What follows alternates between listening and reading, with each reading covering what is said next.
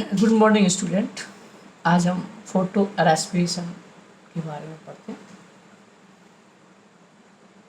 देखो, कोशिकीय श्वसन सामान्यतः माइटोकॉन्ड्रिया में होता है, जिसमें ऑक्सीजन अवशोषित होती है और CO2 रिलीज होती है।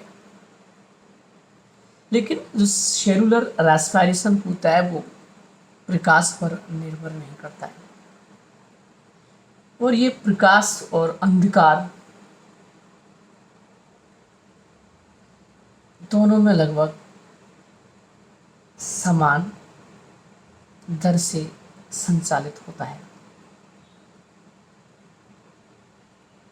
लेकिन फोटो रेस्पिरेशन एक ऐसी परिघटना है जो प्रकाश की उपस्थिति में CO2 को मुक्त करती है।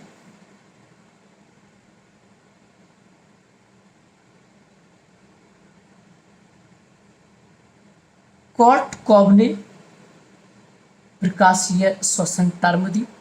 इसे हम photosynthetic carbon oxidation cycle, CO2 cycle, photo respiration and glycolate metabolism के नाम से जानते हैं।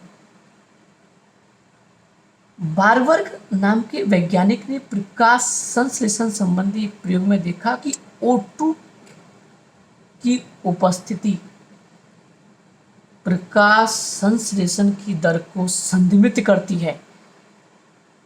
इसे बारबर्ग इफेक्ट नाम दिया गया।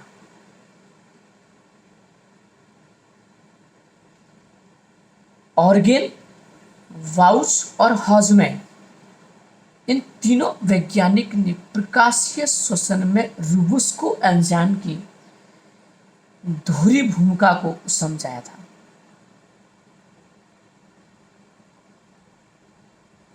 हमने कहा कि इसे हम C2 साइकिल भी कहते हैं, इसे हम ग्लाइकोलेट पाथ भी कहते हैं, क्योंकि इसमें प्रथम निर्मित श्वसन पदार्थ 2 कार्बन फॉस्फोग्लाइकोलेट होता है। और हम ये भी बात कर रहे हैं कि यह फोटो रेस्पिरेशन का सबस्ट्रेट है, इसलिए यहाँ इसे हम C2 साइकिल के नाम से जानते हैं। फोटो रेस्पिरेशन श्वसन की वह क्रिया जिसमें प्रकाश की उपस्थिति में ऑक्सीजन ली जाती है तथा CO2 विमुक्त होती है, परंतु इस क्रिया में ऊर्जा उत्पन्न नहीं होती है। इसे हम फोटो रेस्पिरेशन कहते हैं।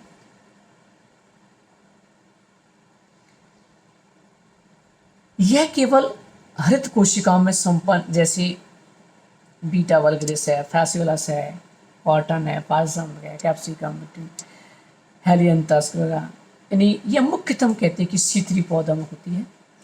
और इसके लिए होने के लिए 3 बात इंपॉर्टेंट है। नंबर 1, उच्च तापक्रम जो करीबन 25 से 35 डिग्री सेंटीग्रेड, O2 की उच्च सांद्रता,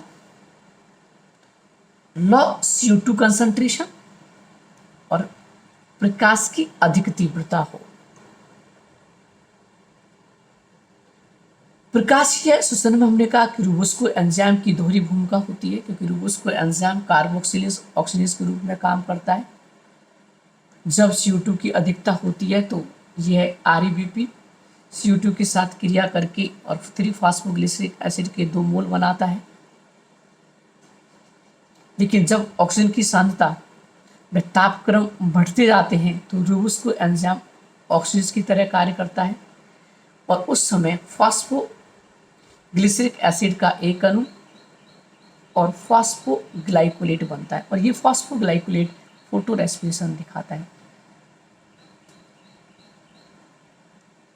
अतः रोबुस्को एंजाइम ऑक्सीजन व कार्बन डाइऑक्साइड दोनों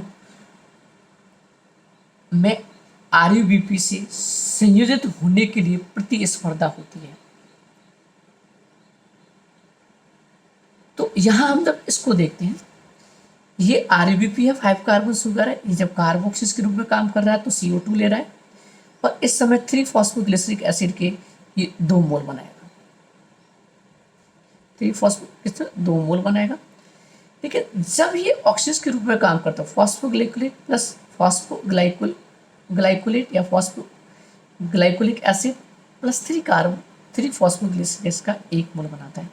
ये जो फॉस्फोग्लाइकोलेट है यही आपका इसका फोटो रेस्पिरेशन है। हमने कहा कि प्रकाश ये श्वसन 3 कोशिकाओं में मिलता है, एक क्लोरोप्लास्ट, पैरोक्सिसोम और माइटोकॉन्ड्रिया।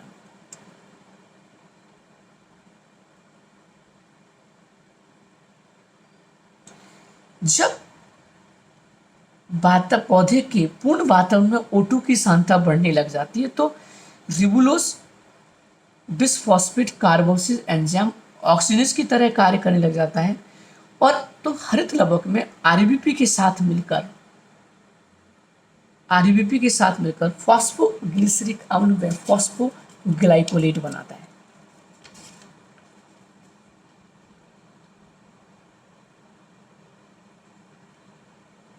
और ये फॉस्फोग्लाइकोलेट है डिफॉस्फोरिलीकरण द्वारा ग्लाइकोलिक अम्ल में या ग्लाइकोलेट में बदल जाता है। यह ग्लाइकोलेट हरित लवक से पैरोक्सिसोम में स्थानांतरित होता है, जहां पर ग्लाइकोलेट ऑक्सीडेज एंजाइम की सहायता से ग्लाइकोक्सिलिक अम्ल एवं H2O2 का निर्माण होता है।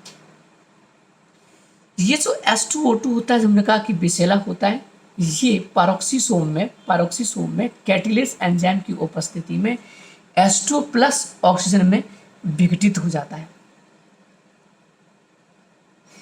अब ये जो ग्लाइकोक्सिलिक अम्ल वो ट्रांसएमिनेशन द्वारा ग्लाइसिन में बदल जाता है।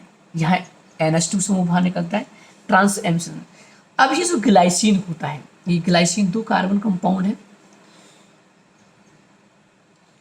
तो जो पैरोक्सिसोम में जो ग्लाइसिन का निर्माण हो रहा है, ये कोशिका द्रव्य से होता हुआ अब चला जाएगा माइटोकॉन्ड्रिया के अंदर। माइटोकॉन्ड्रिया में ग्लाइसिन के 2 अणु मिलकर सेरीन का एक अणु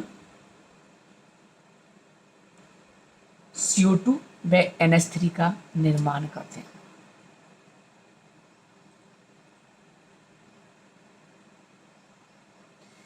सेरीन निर्माण क्रिया प्रकाश की उपस्थिति में और यहाँ CO2 में, तो माइटोकॉन्ड्रिया के अंदर CO2 का क्या होता है, फॉर्मेशन होता है। ये सेरीन माइटोकॉन्ड्रिया से पुनः पैरोक्सिसोम में प्रवेश करता है और जहाँ पर हाइड्रोक्सी पायरुविक अम्ल व ग्लिसरिक अम्ल बन जाता है। ग्लिसरिक अम्ल पैरोक्सिसोम से वापस क्लोरोप्लास्ट में स्थानांतरित हो जाता है, जहाँ पर ATP द्वारा फॉस्फीकृत होकर 3 फॉस्फोग्लिसरिक अम्ल का निर्माण करता है, जो प्रकाश संश्लेषण में शर्करा का निर्माण करता है।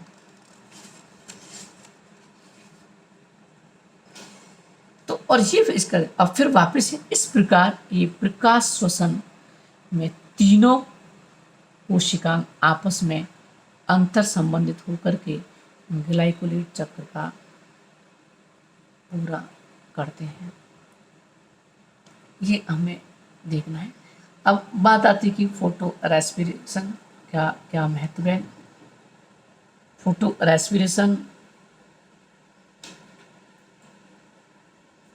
थे कि पहले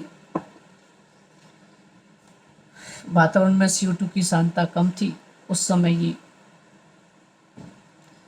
प्रकाश संश्लेषण दर अधिक से अधिक हो सके और प्रकाश शोषण की दर CO2 की सांद्रता के बढ़ने से कम होती जाती है। लेकिन अब वापस जब CO2 की सांद्रता कम हो रही है और O2 की सांद्रता बढ़ रही है, तो फोटो रेस्पिरेशन की दर तेजी से बढ़ रही है। इस प्रकार बढ़ती हुई प्रकाश शोषण की दर प्रकाश संश्लेषण की क्षमता को घटा रही है। वैज्ञानिक C3 पौधे में होने वाले प्रकाशीय श्वसन की दर को कम कर प्रकाश संश्लेषण की दक्षता को बढ़ाने का प्रयास कर रहे हैं।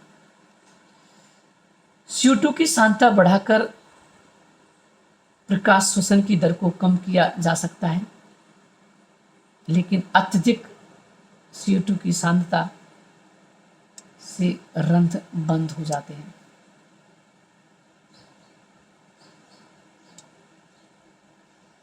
देखिए, हम जेनेटिकली मॉडिफाइड ऐसे प्लांट स्ट्रेन पैदा कर दें इसमें प्रकाश संश्लेषण की दर कम हो।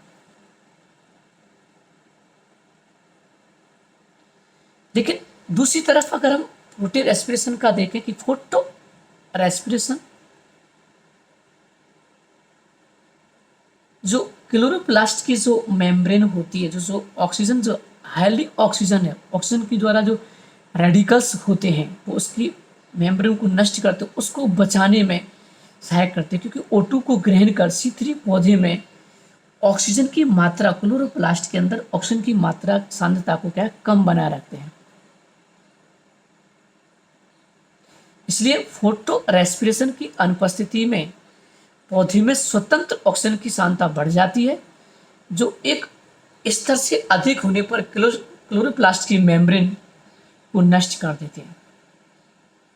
इस तरह फोटो रेस्पिरेशन C3 पौधों में क्लोरोप्लास्ट को नष्ट होने से बचाने के लिए रक्षात्मक क्रिया के रूप में मानी जाती है। इसलिए विकासीय प्रक्रम के दौरान आज भी ये C3 पौधों से अलग नहीं हुआ।